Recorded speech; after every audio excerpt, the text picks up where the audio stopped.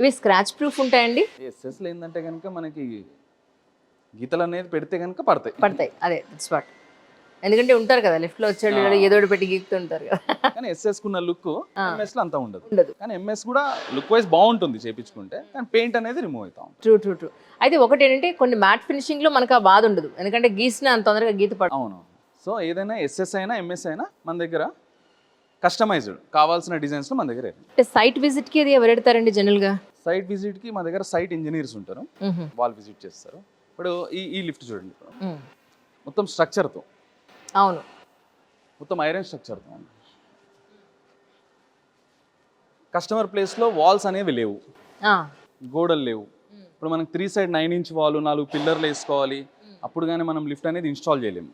జనరల్గా wall support కావాలి.